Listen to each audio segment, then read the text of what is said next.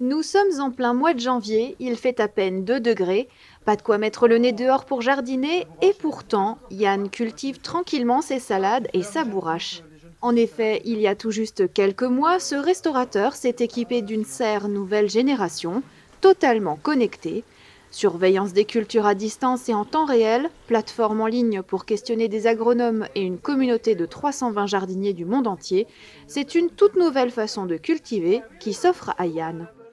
Ça permet justement au jour le jour d'avoir des conseils d'autres personnes. La serre me permet d'avoir une régularité dans mes cultures, hein, d'avoir un climat toujours à peu près pareil, hein, donc c'est moins aléatoire qu'en plein champ.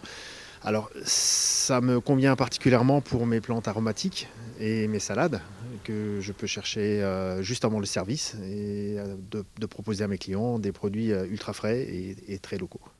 Démocratisés par la jeune start-up alsacienne MyFood, ces jardins sous verre permettent des modes de culture variés et s'appuient sur des techniques naturelles. Ici, fruits, légumes et herbes aromatiques côtoient des petits habitants aquatiques. En fait, on mélange des techniques qui sont assez vieilles, vraiment des techniques ancestrales, comme la permaculture et l'aquaponie, à des techniques beaucoup plus modernes, puisque les serres ont aussi des capteurs connectés qui permettent de suivre l'état des cultures en temps réel. Alors, la permaculture, pour le dire très très simplement, c'est le fait de planter plusieurs espèces entre elles qui vont se faire du bien et s'apporter des bénéfices. Et l'aquaponie, c'est un système vertueux avec des poissons et des plantes. Les poissons sont dans un bac, leur déjection remonte dans les tours de culture et sont distribuées aux plantes. Ça leur sert de nutriments qui elles-mêmes, avec leurs racines, filtrent l'eau et la redistribuent aux poissons. Et cette eau est filtrée et propre. Ce nouveau mode de culture a connu un essor considérable avec la crise sanitaire.